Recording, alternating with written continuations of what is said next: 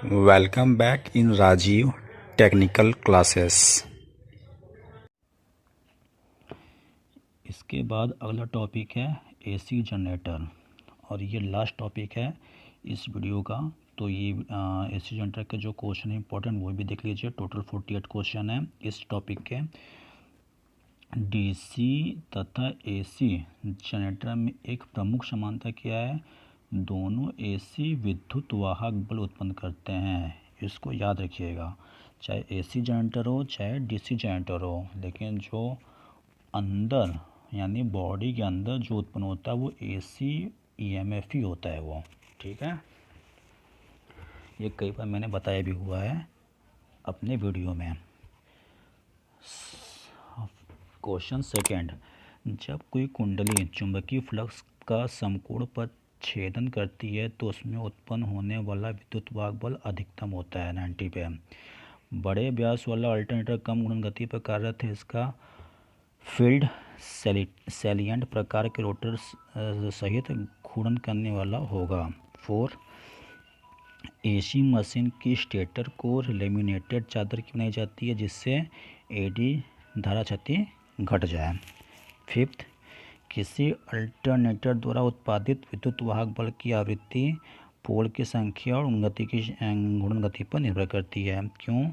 क्योंकि क्या होता है, रिलेशन आपका होता है n=120/P। ठीक है। उसके बाद 6, विद्युत उत्पादन केंद्रों पर प्रयुक्त अल्टरनेटर सामान्यतः स्थिर आर्मेचर प्रकार की होती हैं। अल्टरनेटर की आउटपुट को नियत रखने के लिए प्राइम मूवर की गुणन गति को समायोजित करते हैं, किसमें फ्रीक्वेंसी को समायोजित किया जाता है। ठीक है। 8th क्वेश्चन, अल्टरनेटर का पावर फैक्टर किस पर निर्भर करता है? आउटपुट में संयोजित लोड पर निर्भर करता है। 9th question,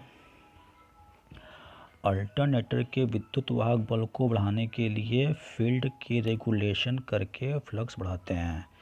10th question, alternator को अत्यधिक उत्तेजित कहा जाता है जबकि वह आगे बढ़ते हुए पावर फैक्टर पर कार्यरत होता है तब। 11th, अल्टरनेटर द्वारा उत्पादित ईएमएफ की गणना के लिए जो फार्मूला है वो क्या है? E=4.445 Kp Kd। ठीक है। पिच फैक्टर, Kp मतलब पिच फैक्टर, Kd मतलब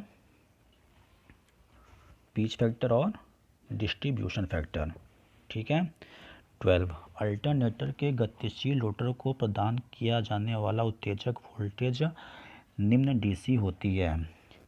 निम्नलिखित दर्शाया गया अल्टरनेटर किस प्रकार का है? ये अर्थयुक्त स्टार संयोजित है। स्टार भी है और अर्थिंग भी है, तो अर्थयुक्त स्टार संयोजित है यह। क्वेश्चन 14 क्या है?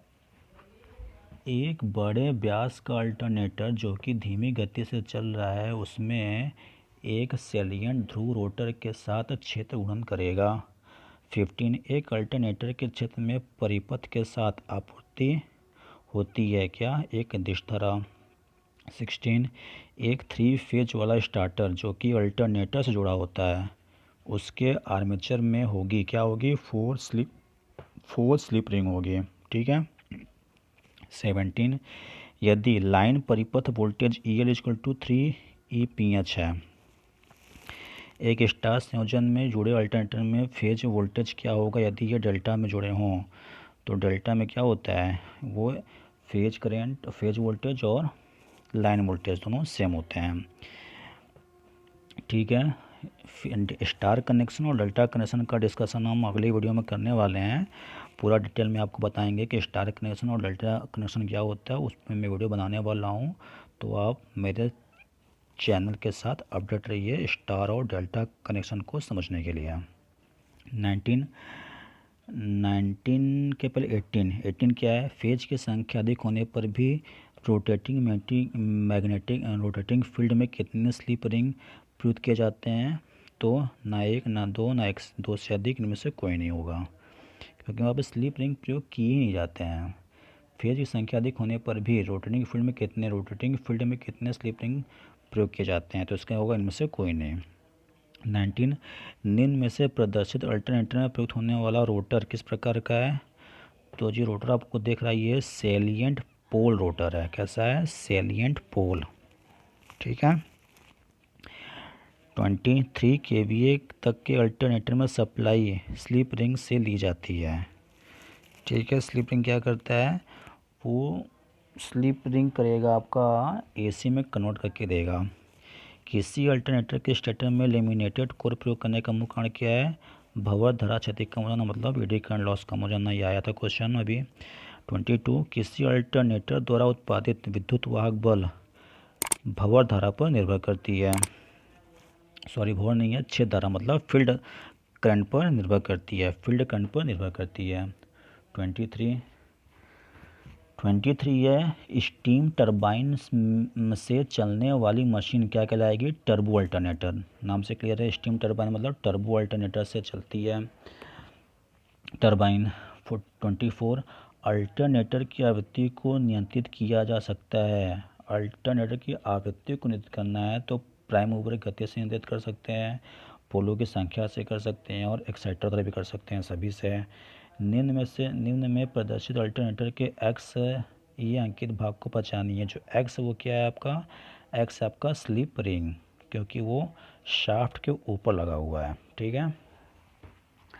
26 क्वेश्चन जो आपका है वो है फील्ड एक्साइटेशन बढ़ाने के लिए रिहोस्टेट को जोड़ा जाता है अल्टरनेटर के परिपथ में। 27 अल्टरनेटर द्वारा उत्पादित विद्युत वाहक बल का तरंग रूप होना चाहिए कैसा? ज्या तरंग। ज्या मतलब साइन वेव। ठीक है। तो विद्युत वाहक बल का जो वेव फॉर्म होगा वो साइन वेव फॉर्म में होना चाहिए। साइन वेव फॉर्म को बोलते हैं, साइन वेव फॉर्म को क्या बोलते हैं? ज्या तरंग बोलते हैं। 28 किसी घूर्णी आर्मेचर वाले 3 फेज डेल्टा संयोजित अल्टरनेटर में 3 स्लिप रिंग होंगे। कितने? 3। 29 निम्न में से प्रदर्शित अल्टरनेटर के इस भाग का नाम क्या है? इसे बोलते हैं बेलनाकार पोल प्रकार का रोटर। ये बेलनाकार पोल प्रकार का रोटर है। 30 प्रत्यावर्तकों को केवीए के रूप में निर्धारित किया जा सकता है। प्रत्यावर्तक मतलब अल्टरनेटर, एसी जनरेटर केवीए में होगा उसका निर्धारण, मतलब रेटिंग। अल्टरनेटर में आवृत्ति की चाल व ध्रुवों की संख्या के बीच संबंध क्या होता है? 120F/P=N, यानी B। इसको जब 120 को उधर ले जाएंगे तो क्या हो जाएगा? 120F, P को नीचे कर देंगे तो 120F/P=N हो जाएगा। ये होता है रिलेशन। 31 हो गया। 32 क्वेश्चन टोटल 48 ही हैं, ये पेज लास्ट है आपका। तो 32 में क्या हो गया? डीसी व एसी जनरेटर एक महत्वपूर्ण कार्य में समान है। वह क्या कहलाएगा? उत्पादित विद्युत वाहक बल प्रत्यावर्ती धारा होती है। 33 4 पोल 1200 RPM अल्टरनेटर द्वारा उत्पादित विद्युत वाहक बल की फ्रीक्वेंसी कितनी होगी? 40 हर्ट्ज होगी, क्योंकि आप निकाल सकते हैं वही रिलेशन से जो अभी बताया पिछले क्वेश्चन में मैंने। क्या रिलेशन था? 120F/P=N फार्मूले से। ठीक है। 120F/P=N। 34 वाष्प टरबाइन चलित अल्टरनेटर को प्रायः उच्च घूर्णन गति पर कार्य करने योग्य बनाया जाता है। 35 बेलनाकार रोटर की तुलना में सेलिएंट पोल रोटर छोटा व्यास तथा लंबाई अधिक होनी चाहिए।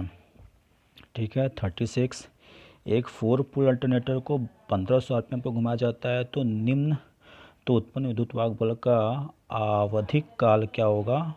20 मिलीसेकेंड। ठीक है। आवधिक काल किस निकालेंगे? पहले आप फ्रीक्वेंसी निकालेंगे फार्मूले से। 120F/P=N से फ्रीक्वेंसी निकल जाएगा। फ्रीक्वेंसी निकलने के बाद 1/F कर देंगे तो T निकल जाएगा। मैं एक बार फिर आप लोग को याद दिलाना चाहता हूँ कि यदि आप लोग को न्यूमेरिकल क्वेश्चन में प्रॉब्लम हो रही है तो आप कमेंट कीजिएगा टॉपिक का नाम और किस टॉपिक में आपको न्यूमेरिकल प्रॉब्लम हो रही है, तो मैं उस टॉपिक के लिए स्पेशली न्यूमेरिकल का वीडियो बना के आप लोग के लिए अपलोड करूँगा। ठीक है। ओके।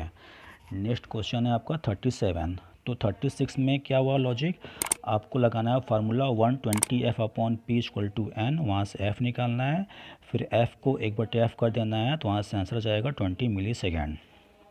37 एक अल्टरनेटर से किसी उद्योगशाला में विभिन्न प्रकार के लोड संयोजित हैं। यदि फेज क्रम को आर वाई बी के स्थान पर आर बी वाई कर दिया जाए तो क्या होगा, 3 फेज मोटर लोड प्रभावित होंगे। ठीक है, लोड प्रभावित होंगे। 38 अल्टरनेटर का वोल्टता नियम क्या होता है, यानी वोल्टता नियम मतलब voltage regulation, V no load minus full load upon full load. क्या होता है, V no load minus V full load upon V full load, गुणे 100 कर देंगे तो परसेंटेज वी आर मतलब वोल्टेज रेगुलेशन निकल जाएगा। 39 जल विद्युत अल्टरनेटर की तुलना में टर्बो अल्टरनेटर के रोटर का व्यास छोटा होता है, जिसका कारण क्या है, उच्च घूर्णन गति पर कार्य करना। 40 किसी 6 थ्रू 50 हर्ट्ज वाले अल्टरनेटर की चाल क्या होगी, फार्मूला सेम वही फार्मूला 120f/p=n से आंसर कितना आएगा 1000 RPM चक्र प्रति मिनट। 41 अल्टरनेटर में आर्मेचर कोर को सिलिकॉन स्टील की वार्निश आलोपित पत्तियों से जोड़कर बनाने से कौन सी क्षति कम होती है, भंवर धारा की क्षति कम होती है। ये क्वेश्चन 3 से 4 बार आ चुका है और मैंने अपने वीडियो में इसके पहले जो मैंने बनाया है वीडियो, ट्रांसफार्मर का जो वीडियो बनाया हुआ है उसमें आप देख सकते हैं। ठीक है। 42 अल्टरनेटर में लोड का मान परिवर्तित होने पर क्षणिक रूप से अल्टरनेटर की घूर्णन गति भी परिवर्तित हो जाती है, जिससे उत्पन्न दोष कहलाता है हंटिंग दोष। क्या कहलाता है, हंटिंग दोष, हंटिंग एरर। एक 10 ध्रुव अल्टरनेटर 1200 RPM की अचर चाल से घूमता है, वोल्टेज का आवर्ती का सेकंड में क्या होगा 0.1। सेम कॉन्सेप्ट 120f/p=n से f निकालिए, f को 1/f कर दीजिए तो t निकल जाएगा। 44 इसमें क्या दिखा रहा है, ये ब्राइट लैंप विधि है। कौन सी विधि है, ये ब्राइट लैंप विधि है। ठीक है।